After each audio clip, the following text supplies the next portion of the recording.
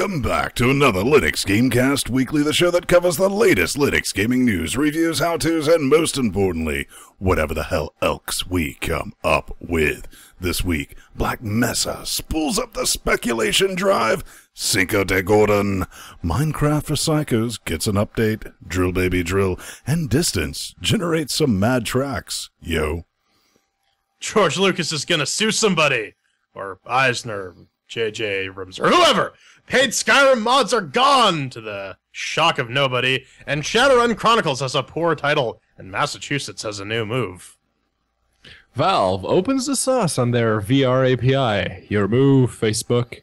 The Open Pandora team forked SDL-3D. I, too, was surprised to learn that the Open Pandora is still around.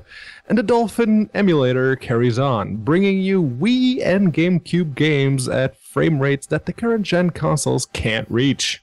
I'm Vince Stone, here at LGC Actual, switching the bits joined every week by this fine young cannibal that's in Canada. And Space Portugal chiming in with his blinkiness. Look at him, he's horrible and together with the chat room dynamic joining us live. We form a bit of a cocaine Voltron before we get started. It's small and wrinkly. It's awesome, actually, is what it is. Let's see what's going on in each other's life organs. P-Man, P-Baby, what's up? Yeah, it's apparently someone at ZeniMax, because I figure it has to be someone at ZeniMax, gave me a quote-unquote review copy of Elder Scrolls Online, because literally the only thing I got in my email inbox was like, you have registered a code for the Digital Imperial Edition for Elder Scrolls Online. And I'm like, no, I didn't. So I logged into the account, and there it is. Okay, so someone who has access to that account did it for me. So thank you, whomever you are. I appreciate it.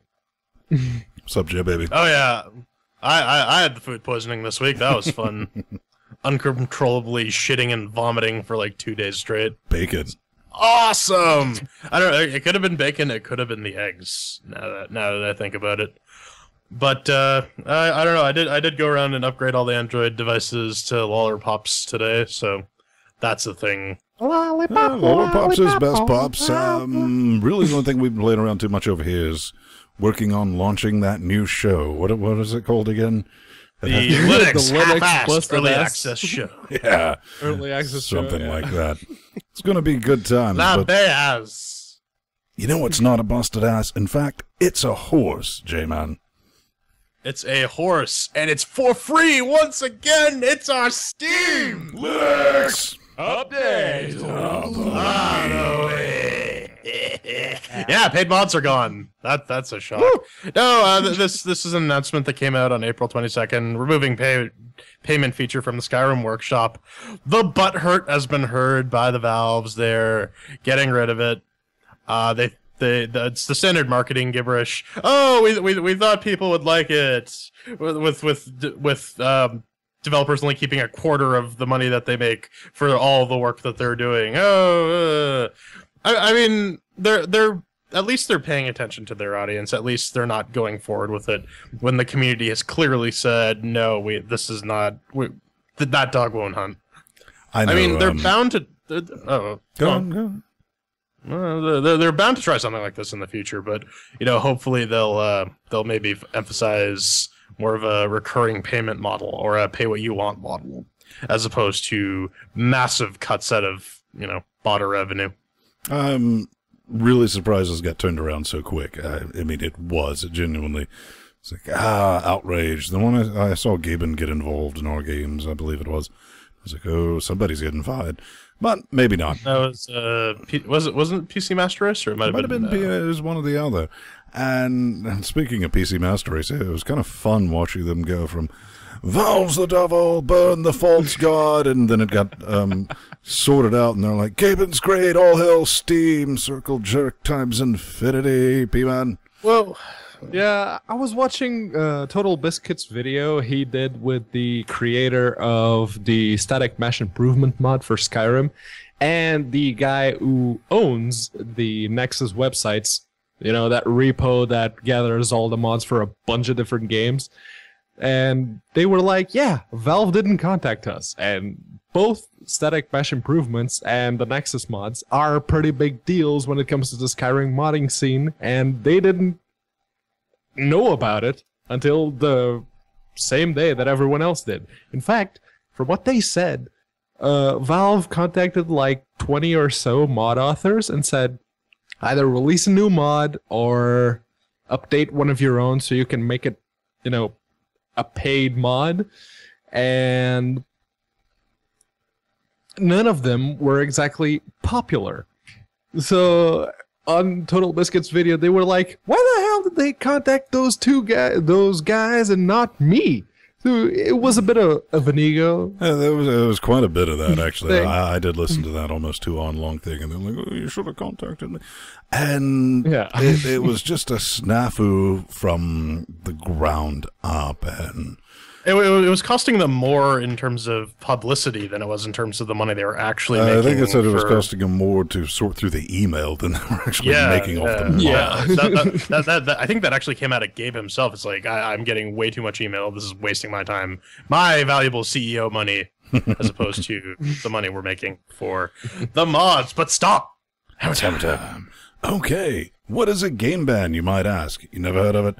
Well, because nobody likes playing with cheaters. Playing games should be fun, period. And to ensure the best possible online multiplayer experience, Valve allows developers to implement their own systems that detect, permanently ban any disruptive players. And I, for one, cannot see any way this could be abused by people. Now, we should say this only affects multiplayer games, but with the ebb and flow of just absolute shite coming on, and some of those do have multiplayer functionality, and a lot of the zombie survival wannabes.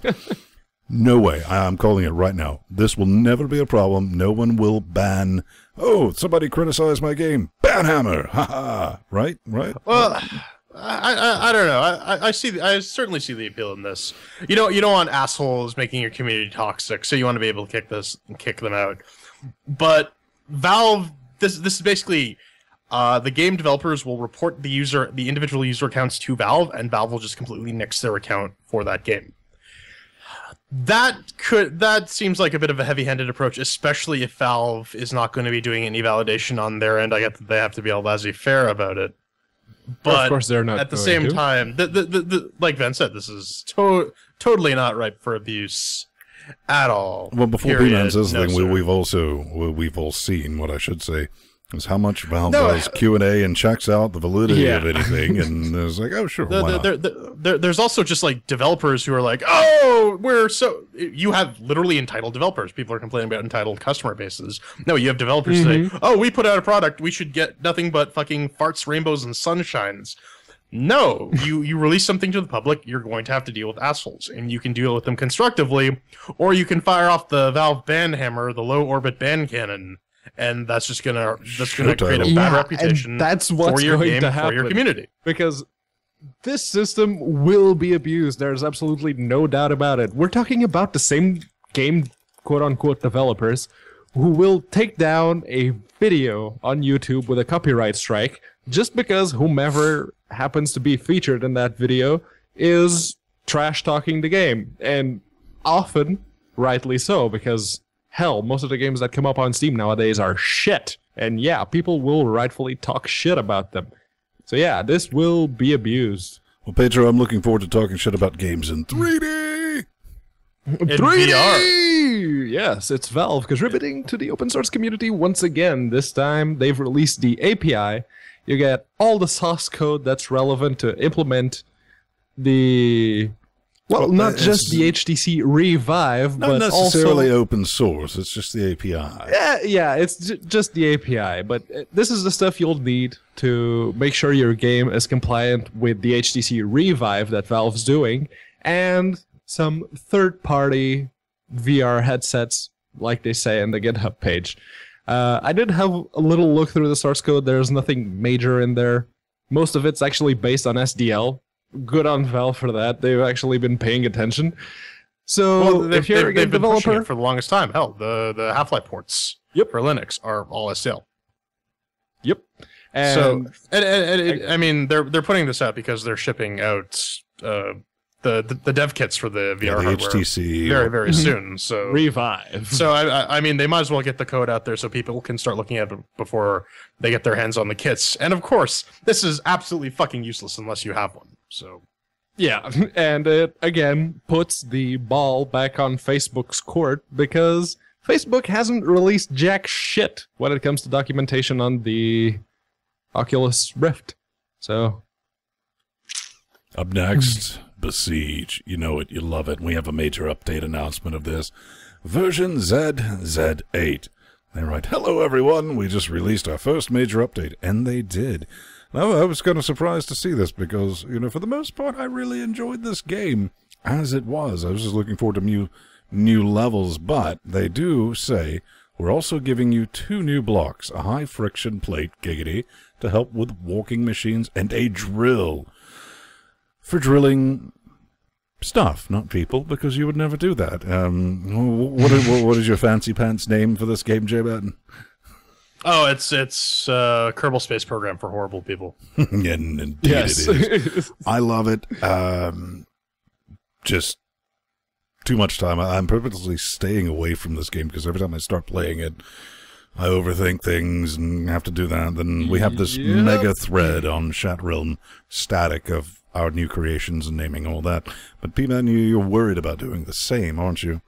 Yeah, that's exactly it. Every time I start the game, my brain goes, okay, so I can sort it like this, and if I build it like this and put a drill here, put some suspension there, put some wings, do this, do that. Ugh! God, it's an early access game. Why do I like it so much?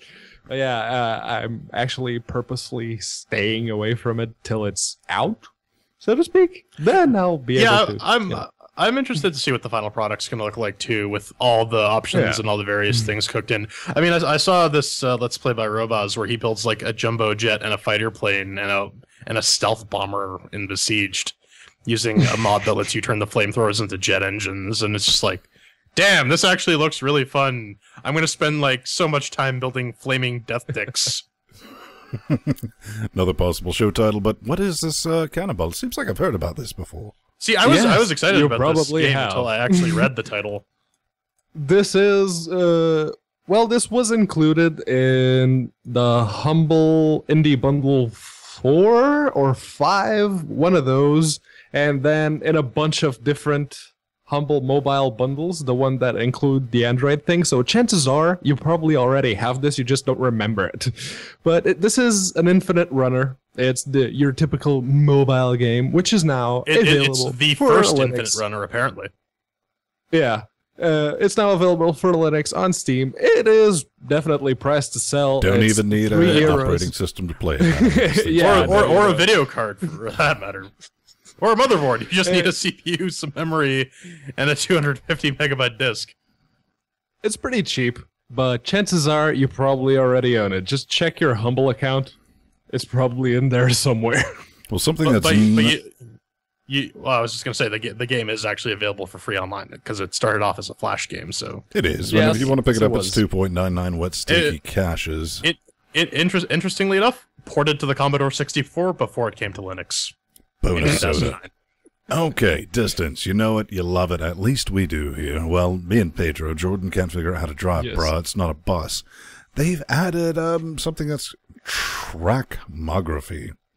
Mography? Who knows? But what that does actually mean is random track generation for our arcade racer.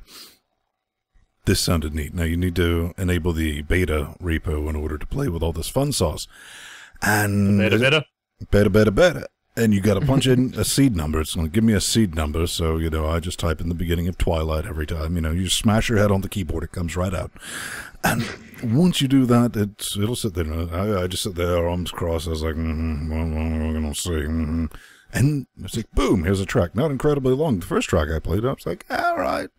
Okay, we're going to stick with this. And I was like, all right, smash my head on the keyboard again. And it was like the opening scene of, what is it, with a Mr. Grey in it, 50 Shades of Grey.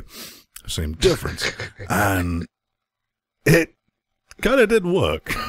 I was like, come up around this corner, and I just noped off into space. I was like, maybe we need a little bit of work. And that happened a couple of times during playing it, but Talk about some. I was just impressed that it was able to connect point A and point B and throw some shite in the way.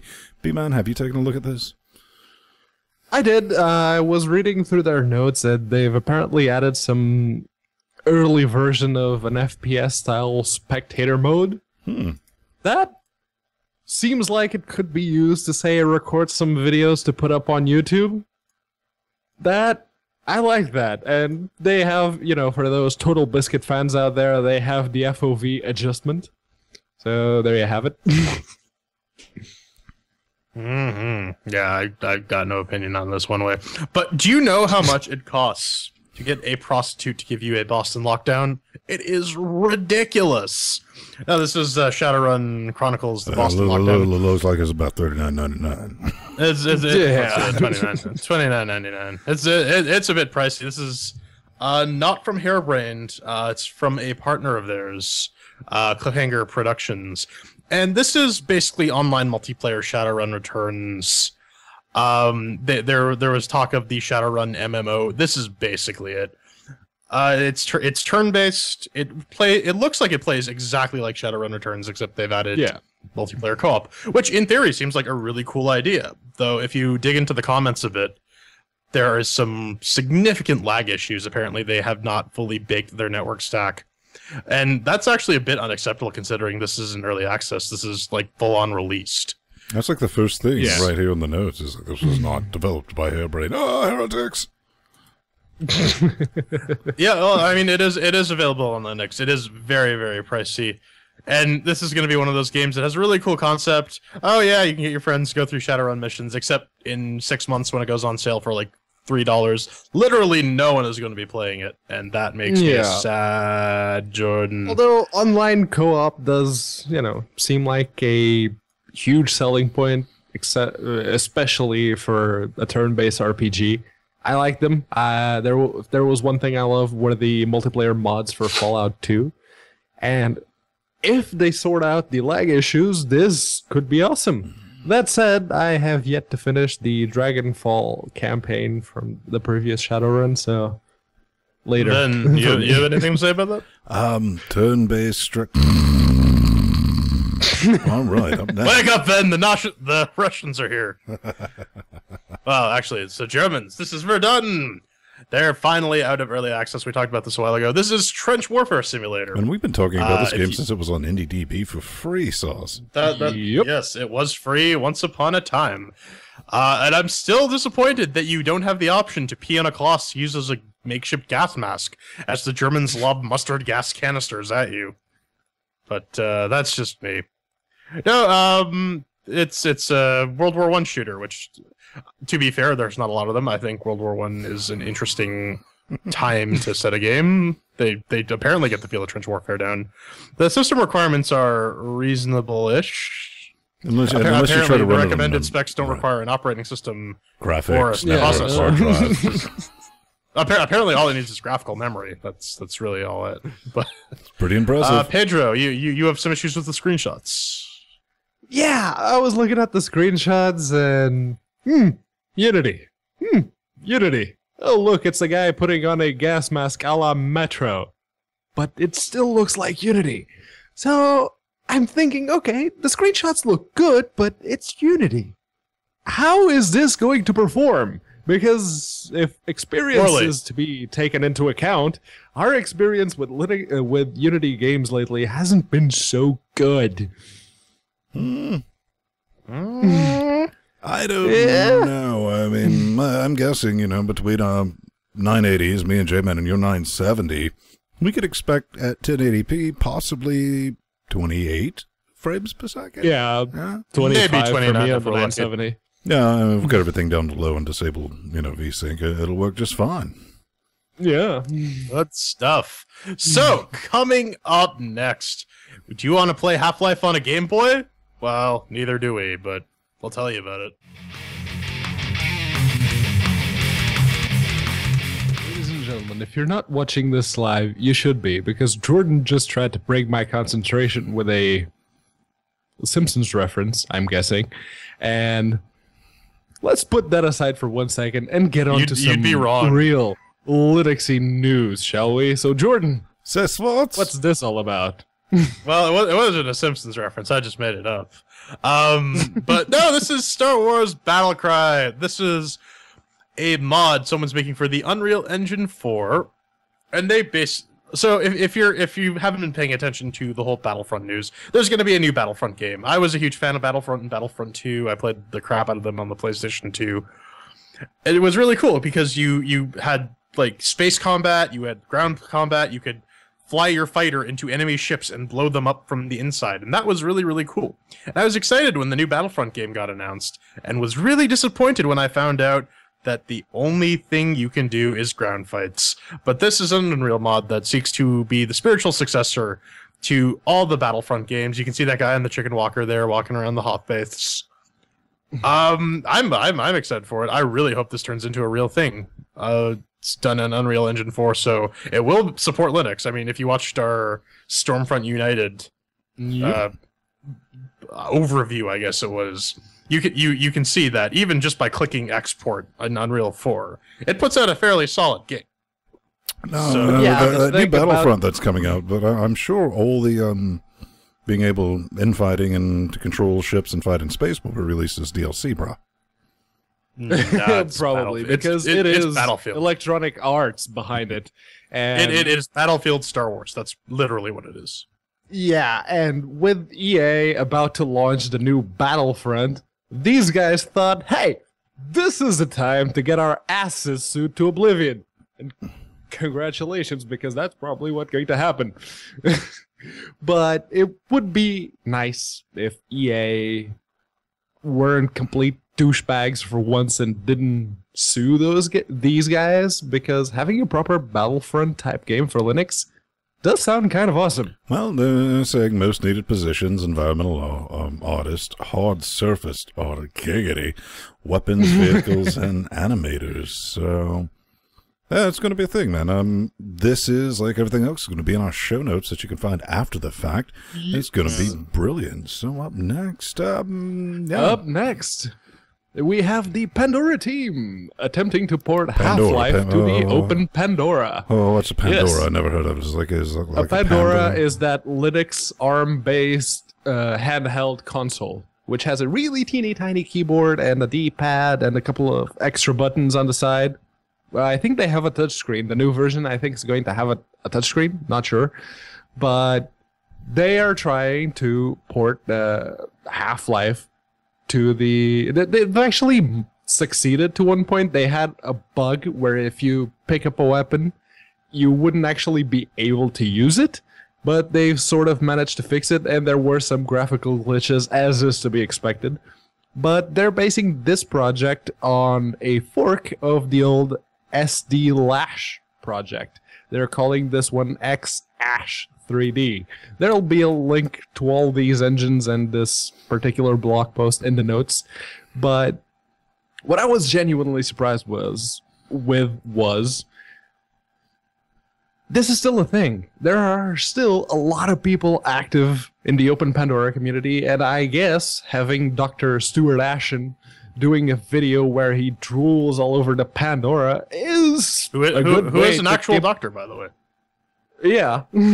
Keep a handheld console going. And that aside, why Half-Life, though?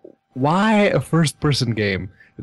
I played a lot of first-person games on my PSP, far more than I care to admit, and it's probably the worst genre to play on that platform. Still, I mean, porting Gold Source to the Open Pandora, and again, I'm not surprised that the community is still active. It's a very hackable console, and that has a wide appeal for a lot of people, especially people who like to do homebrew and projects like this.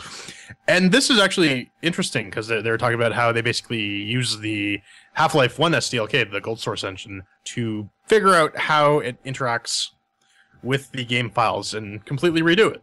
So that's why I really like these engine re-implementations, because it opens up the game to be ported to more and more architectures, makes the game playable on more platforms, and it's just good. It's good for the community, it's good for the game, it's good for the long-term health of the product.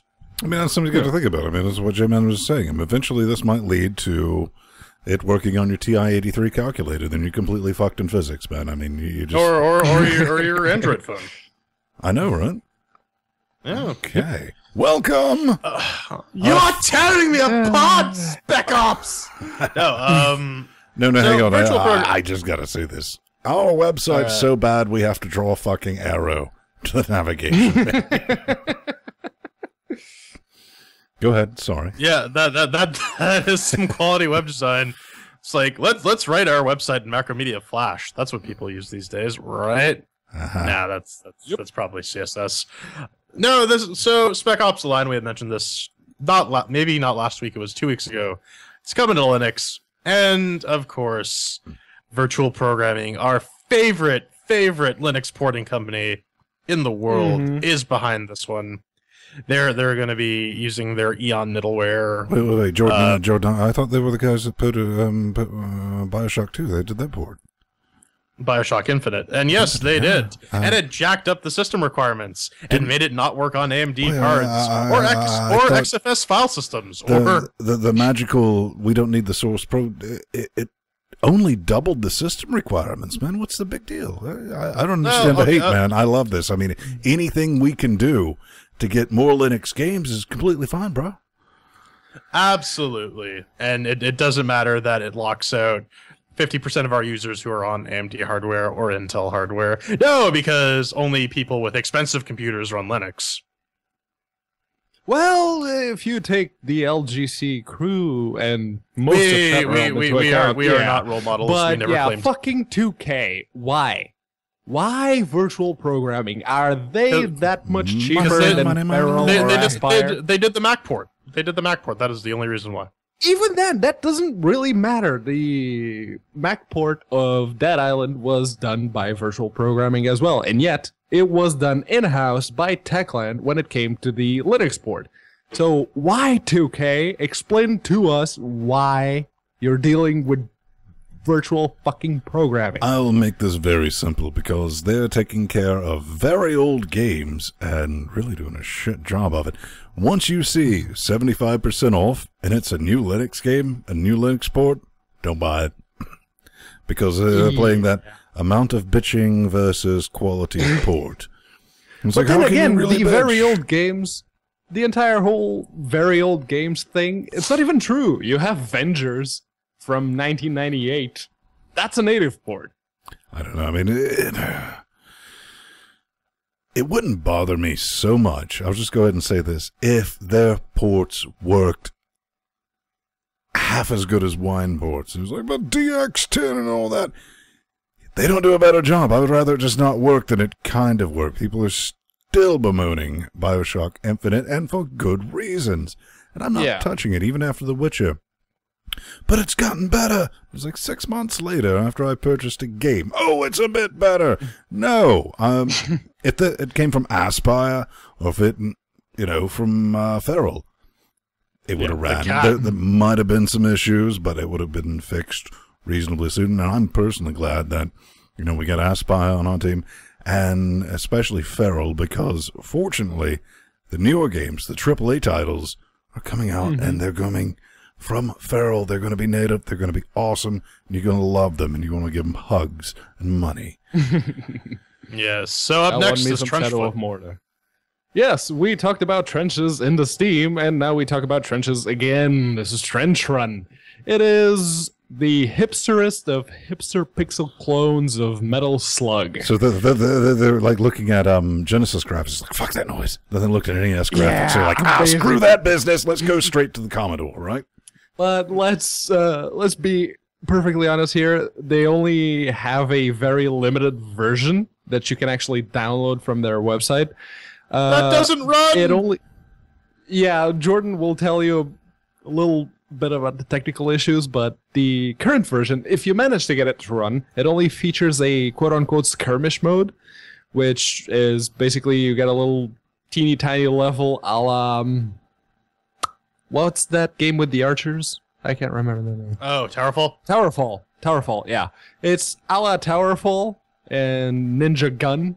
If you happen to play that, it's exactly like that. The full version, they say, will have a campaign, which I'm sure will make it even more of an obvious Metal Slug clone. I don't know. So I tried to run the demo, and it seg faults because well, and I mean that's a vote of confidence for the final product. No, but if you have a newer version of libpng installed, it will just fail because it apparently cannot handle representing portable network graphics.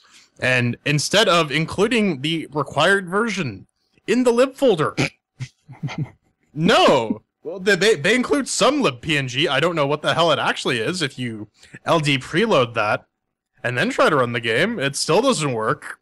So I don't know. Maybe I'm dumb. Maybe this is just not a game that runs very well. They want 9.99 wet stickies, and they do promise a Steam key when available. And trust me, this actually looks like a game. It might be ripping off games, but considering the stuff that we've seen on Greenlight and Early Access, billions of light years beyond. It looks playable. Slightly better than that. Mr. Freeman.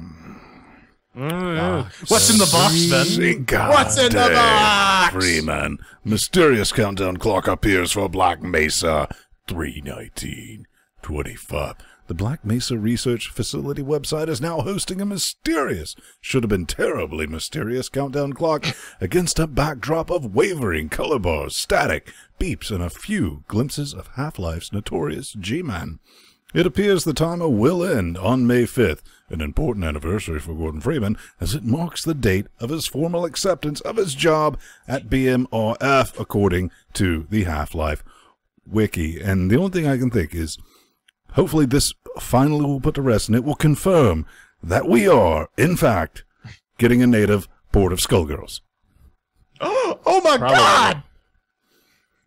That's about all it says, so.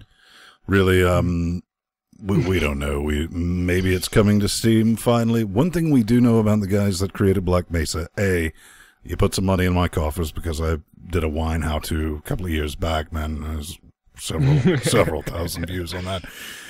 And B, they, like Valve, operate on Valve time. So we don't know. This could just be like a tease trailer to something else. Are we excited Maybe about Black Mesa 2, Black Half-Life 1.5? The blackening? It's 3 days away at the time of the recording, 2 days away by the time this episode actually gets released. Yeah, so you could take home. Yeah, so you guys won't have to wait too long. We're gonna have to wait a little longer.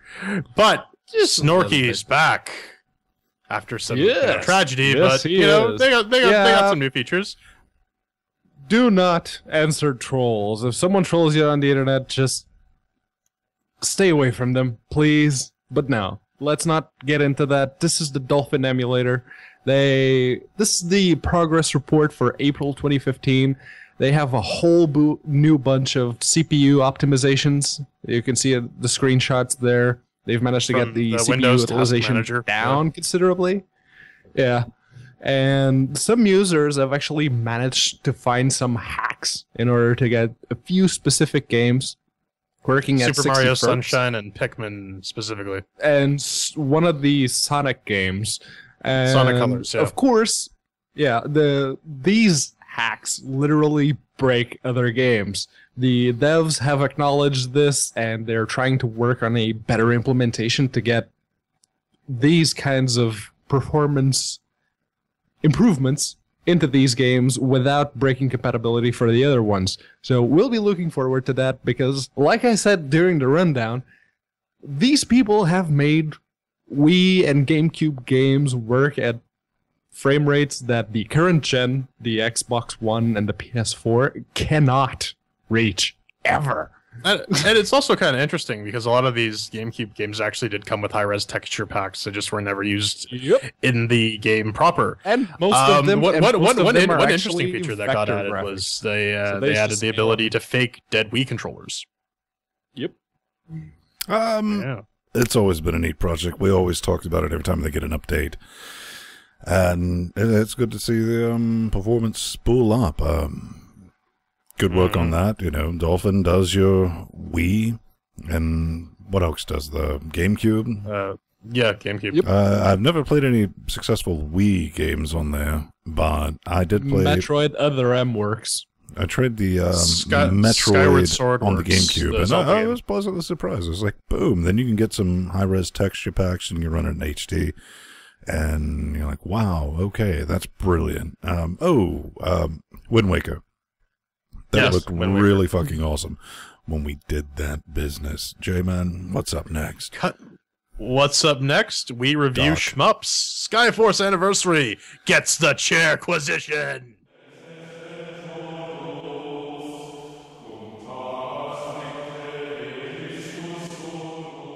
And we're back. And this day, we are throwing chairs at Skyforce Anniversary by Infinite Dreams, built on the Unity engine. It's a shmup. You can pick it up for $9.99.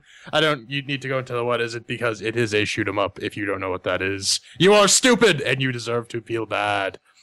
And of course, every week we have to subject it to our Chairquisition. 1 chair means that it's garbage. 2 chairs means that it's bleh. 3 chairs means that it's pretty good. And 4 chairs means that it's fan-fucking-tastic.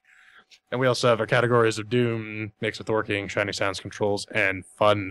So let's kick this off. Then, did Skyforce Anniversary make with working? Oh, did it? And it did, actually, for the most part. For the most part, being a Unity game, it's going to suffer some issues.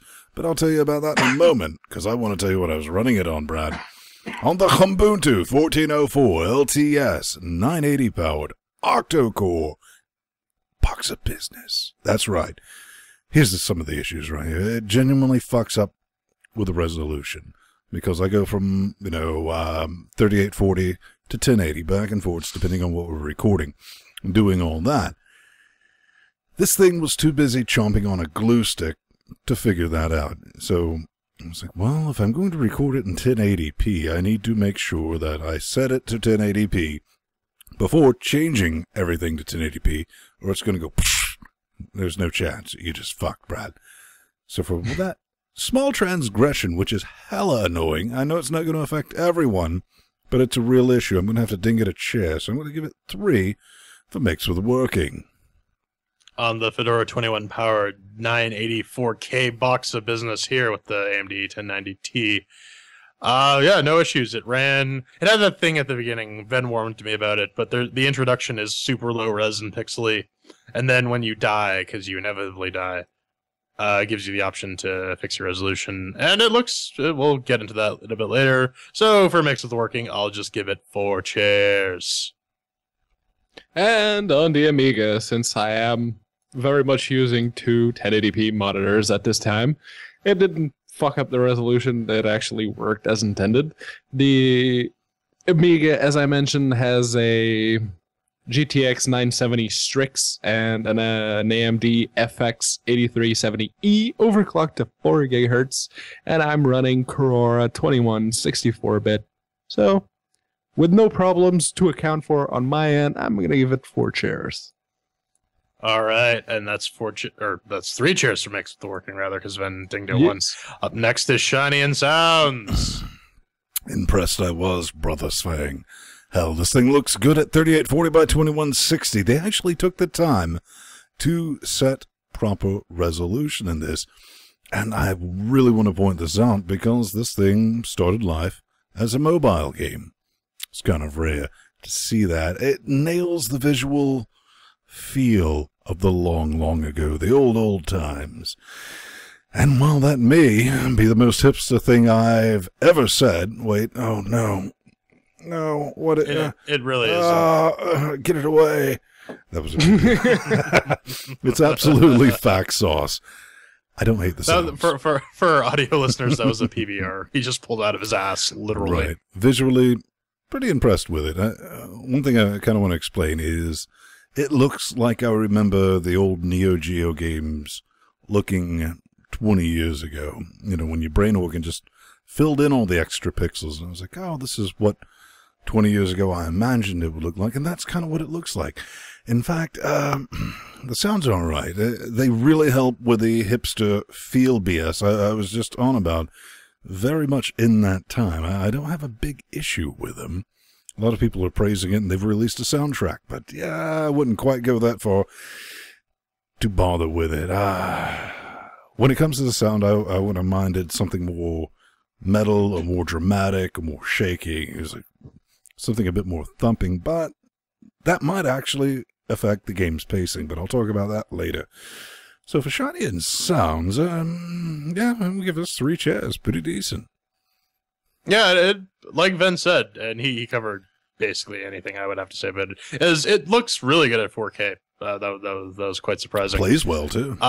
It does play well at 4K, and it really does remind me of that sort of midway type shoot 'em up that used to play in arcades with like the really long table or whatnot. I mean, the sounds are kind of there. Most of the time, you just hear pew pew pew pew pew pew pew pew. I'm too busy paying attention to the game to actually focus on the music because I'm terrible at shoot 'em ups. I have to compensate for everything. So, yeah, I can't really give it any faults. It looks good. I mean, it's not mind blowing, but it's at least worth 3 chairs. Yeah, the soundtrack for me got nope 2 seconds in. The moment I started listening to the music, I'm like, nope, yeah, you're going out the window right now. And the graphics, well, like you guys already mentioned, they look good. They're nothing to write home about, but they look good. But from the moment that your game starts up and the first thing I'm worried about is how the hell do I get to the options menu to mute this fucking music, you're looking at 2 chairs. Whoa. All right. So that's 2 chairs for shiny sounds. I thought that was a burp. Up next is Control. Ven, how did it control? It's only a burp if it tastes like it. All right. This thing worked out of the box with our X-Clone controller, which we basically established as an Xbox controller that got made on the night shift and didn't quite get all the fancy hardware to it. And this is very important, since I would flat out refuse to play a shmup, an arcade shmup, with a keyboard and a fucking gerbil. That's just stupid. That would be like my common joke of, well, it didn't work with my racing wheel. Just as valid of a point. It's like, well, I don't like how it controls with a keyboard and gerbil. And it's, fuck off. Then we get to some issues, though, because the controls aren't too bad. I mean, then what do you expect? You move up, down, left, right, pew, pew, pew, and pew. But you can't rebind them, Brad? No, you can't. At all. Which does lead to some genuine problems, and that's just a damn shame. You lose 2 chairs off that. It's like, but do they all work? Yes, they all work. But you have to use some right proper contortion to fire the laser without activating your shield, which you have to pay monies for unless you get the power-ups. Which is kind of a holdover. The shield button? For me, the shield button was surprisingly the blue button, the X button. So you got Y on laser, blue on that, A on your pew, pew, pew. So you got to go from A to X without triggering that. And if you have Ven fingers that cover all 4 buttons with 1 finger, it can be a bit difficult. But I'll give it 2 chairs, but and again, it loses 2 chairs for not being a rebindable control scheme in 2015. So 2 chairs. Yeah, I don't know. I didn't get far enough to get the shield or the laser because in order to unlock levels, you actually have to get the achievements for some of the earlier levels. So I was still grinding out on that. From what I played, though, the stock controls on the Xbox seem to be fine. They're responsive, A, shoot, stick. I guess I can see how that can be really annoying, though, if you have to transition from the Y button to the X button. Wait, so X button was shield? A button is pew, Y button is laser. Yeah, and you said X button was shield, yeah. So yeah, I could see how that may kind of possibly get a bit confusing at times. I don't know. I haven't personally tried it out. It seemed fun to me. It's a little insulting that you know that was a click export and just hope it lands where it lands. It just happened to land somewhere playable. That's true, but I mean that's standard shmup configuration for the kind of most part, sort of, kind of, not really. I don't know. For what I played, it was fine. I'd give it 3 chairs. Yeah, so I was the one who actually tried to play it with just a mouse because that's how I played most of my shmups. Way back in the day when you were a kid and you walked up to the game, you put your quarter in and you grabbed the keyboard and the mouse. No, here's the thing. You plugged in your PS2 mouse. I didn't actually play a lot of shmups on arcades. I played most of them on the PC. And yeah, if you wiggled the mouse around, the little ship would move. Oh, okay, so you left click to shoot, you right click to send the big bomb or the big laser or whatever, and you'd use the middle click in order to enable the shield. That's the control scheme I was used to. But in this game, the mouse movement is floaty as balls. You move the mouse and the ship takes like a second to move to where you move the mouse. That's annoying. And the entire feeling that I got while playing the game, because apparently, if you play with a keyboard or the mouse, it fires automatically. And I'm like, this is baby's first shoot 'em up. What the hell? And apparently, yeah, like I said, it only does that if you play it with the mouse and the keyboard. Now, I did try it with the NVIDIA Shield controller, and it works. If I tell X input to stop listening to it, it's the usual spiel. NVIDIA really should fix this, and I just hit the microphone. I'm sorry about that. And like Ven said, in 2015, not allowing people to rebind controls, that's pretty bad. That's really, really bad. 2 chairs. All right, so that's 2 chairs for controls. And finally, our last category, fun! Ven, did you enjoy yourself playing this game? Fun. Actually, I enjoyed myself a lot more than I really should have. You sunk like 4.5 hours into About 4 hours into this time grinder. But let's talk about the reasons why. I mean, this really, like, from Genesis, reminded me of a slower-paced Strikers 1945 Plus, which was on the Neo Geo, which I had one of those. As a kid, it was one of the few games I had because they cost too much, which is kind of fun. And this is a bit of an aside because I had to go. I didn't remember the name of that game on the Neo Geo. It was like airplane shooty game on the Googs, and I found it. And I found some videos of it, and I'm paraphrasing, but a lot of people who are watching this guy play Strikers 1945 Plus were something along the lines of, "You sped up the video. You're using cheats and you're hacking," and I was like, No. You just genuinely had to be that fast to dodge all the bullets. And my generation absolutely could do that. But I'm not a fan of collecting X amount of medals to progress. I mean, that was part of the iOS Android port to extract wet, stinky caches from people. And that also just artificially inflates how long you play it. Every level has... you start out, then if you get all the medals, then it was like, oh, here's hard mode, then here's nightmare mode. That was only there to get people to go, fuck, I'm going to have to give these people some money since the game was like 99 cents and all that business. But at the end of the day, they did an okay job converting pay to prevent grinding, not necessarily a pay to win game, into something playable without microtransactions, since they couldn't do it on Steam. And if they could do it on Steam, I can believe they would. And but it loses a chair for no online multiplayer, and also a chair for the price, $9.99, because they had to sit around and go, well, since we can't get all the microtransactions and get people to play, because this did some abysmal shit, mind you. Like, okay, if you're going to upgrade your ship, which you do instantly in this game, on the mobile port, you might have to wait a couple hours for the upgrade to complete. And you had a set amount of lives. You ran out of those lives, you had to wait a day to get some more lives. It was very just bad. I don't like that mentality of trying to psychologically fuck with people like we do every night on LinuxGameCast. Never mind. What I'm going to say is... You forget the other 6 nights that we're on. It's awesome. Pick this up when it goes 50% off. That's what I'm going to say. If it was half off and it did have multiplayer, I would probably give this 4 chairs for fun. But in its current state, give it a bit of a meh. 2 chairs, not bad, not good, J-Man. All right, I'm going to preface this with, I fucking hate shoot 'em ups. Oh, come on. I squirrel the fuck out, and I can't focus on everything I need to, and then I just end up dying a bunch, and it just gets frustrating, and I throw my controller away, and I leave. This one, not so bad, though. Really the transition from pay to not grind incredibly slow-paced for a schmuck. Yeah, no, the pace is really good. And if you die a lot, like me, it gives you the option of, hey, you can upgrade your ship, make it a little better, and not die next time, and that creates a progression. It rewards you for improving on the game because you have to basically unlock all the levels, and if you want to progress, you actually have to get good at the game.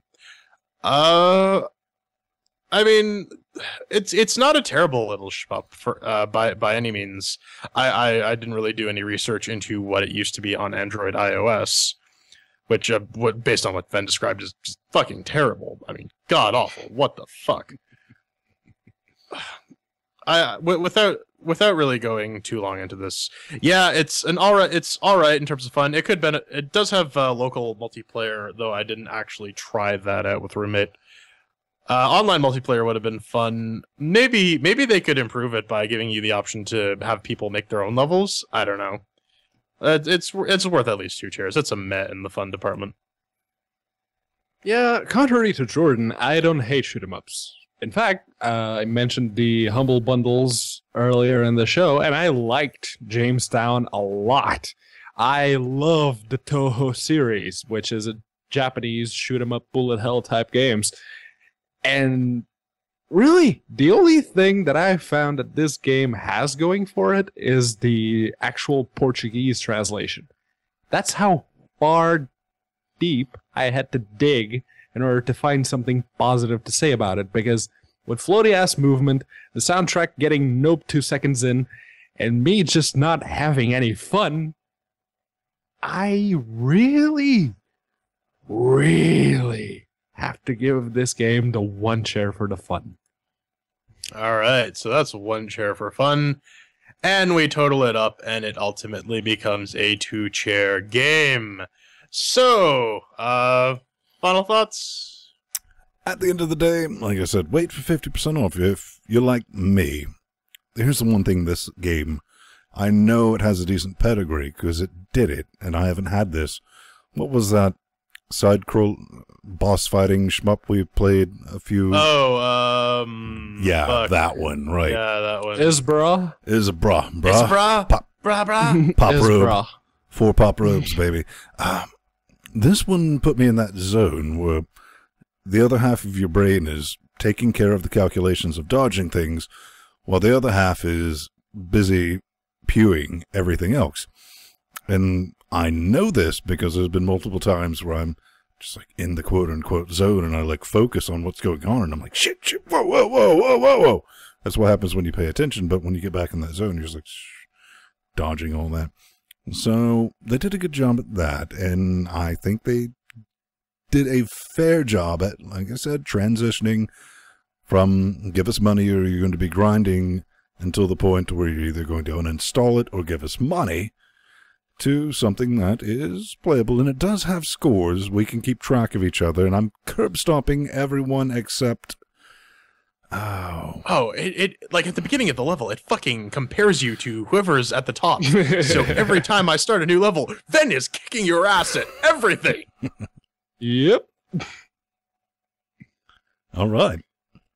Yeah, that's what I gotta say about it. It's meh. It's an alright shoot 'em up. Pedro, you have anything?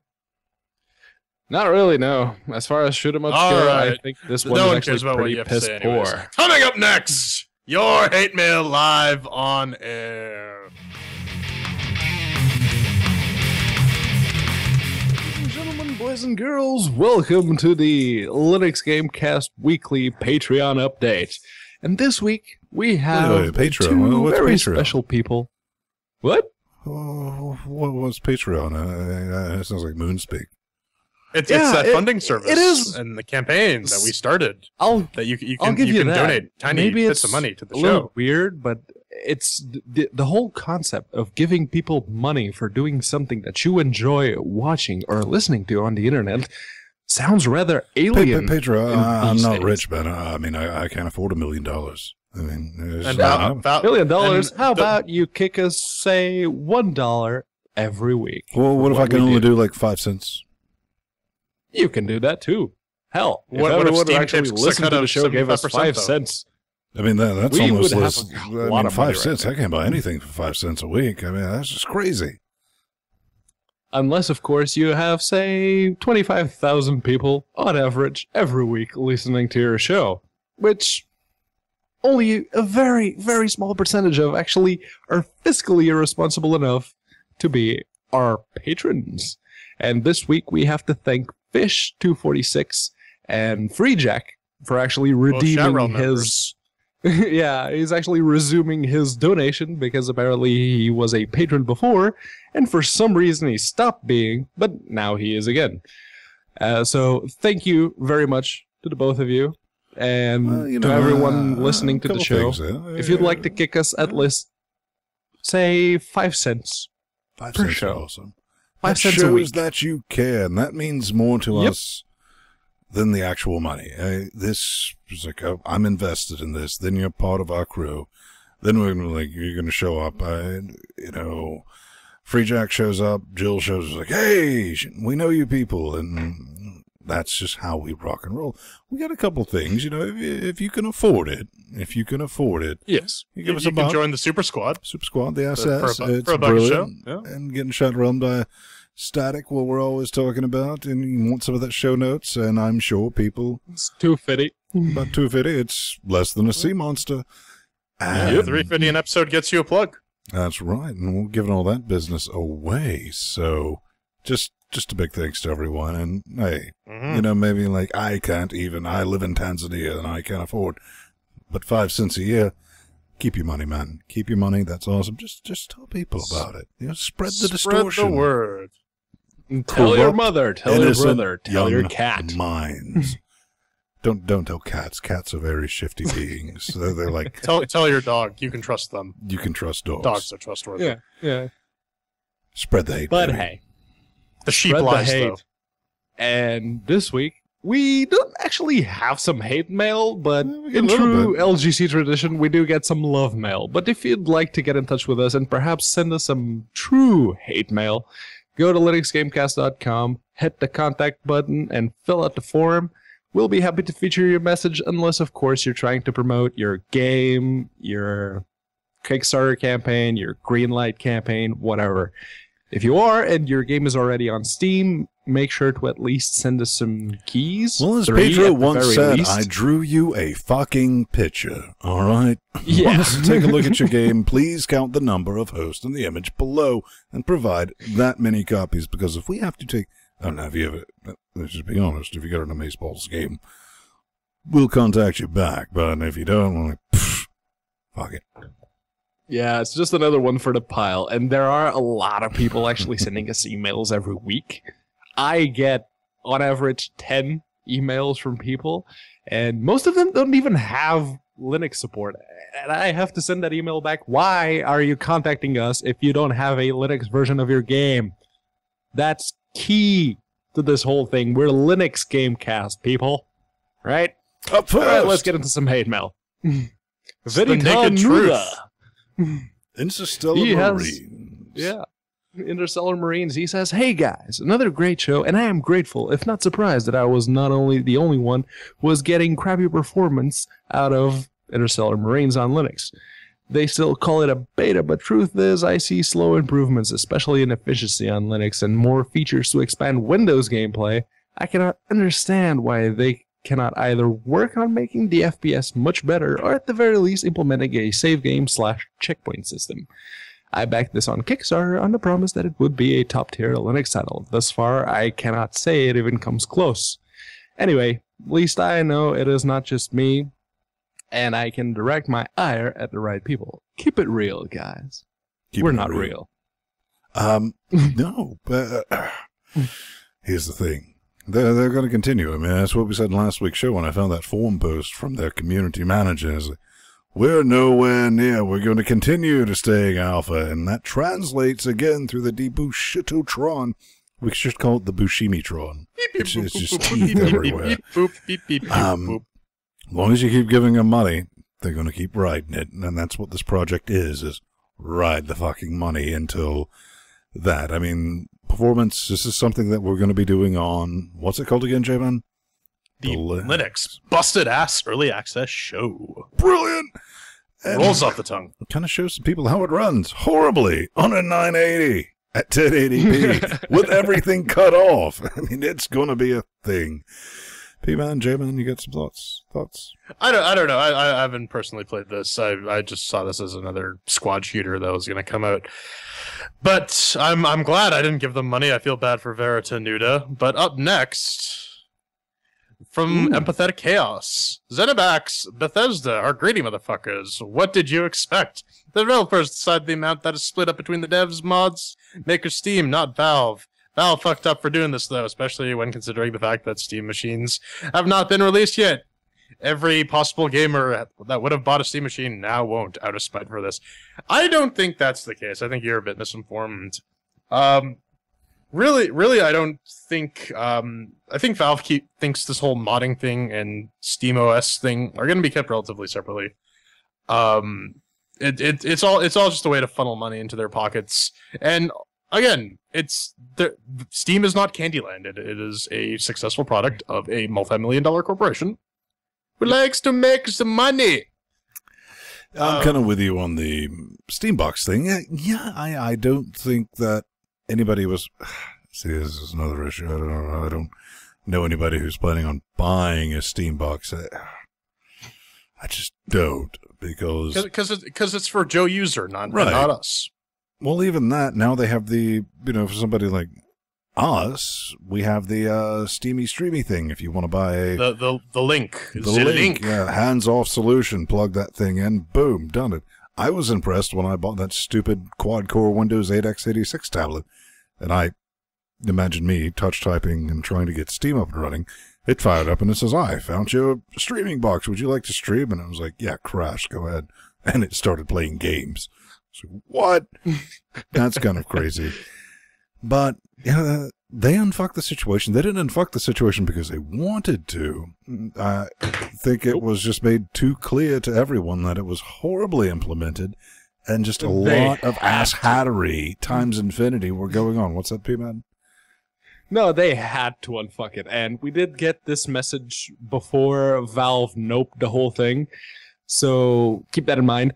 But people that were going to buy Steam machines are still going to buy Steam machines because those people are the kind of people that aren't exactly paying attention to the politics in video games, and this whole kerfuffle with Valve was basically just politics. It wasn't implemented long enough to be anything else. So, no. The ones that were actually going to buy the Steam machines are probably still going to buy them. And for one interesting point of contention, I just want to bring up very quickly. How are they going to... How is Steam Machines going to affect modding, and how is SteamOS going to affect the modding community in general? Because there aren't really a lot of console mods. This is going to be kind of a first. The biggest problem with the Steam Machines right now is I can just tell you. I mean, they don't exist. I've been doing this for too many years. It's not that. I think we've seen, 2 titles that said recommended SteamOS.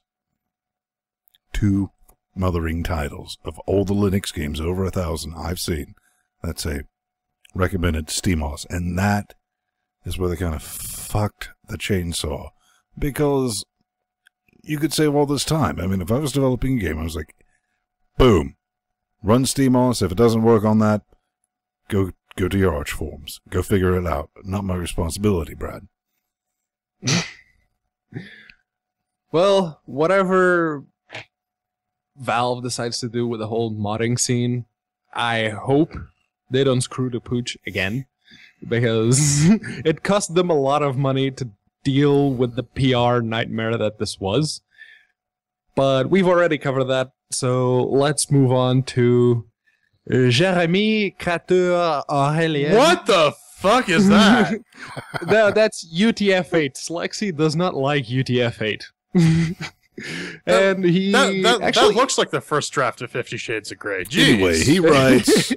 Pedro, more of these, please. For once, hearing you having some fun was refreshing, despite the free-to-play shenanigans, of course. Smiley, winky eye thingies. Oh, and I love Vins. Still a better love story. Ton. Unity. It killed me. Ton!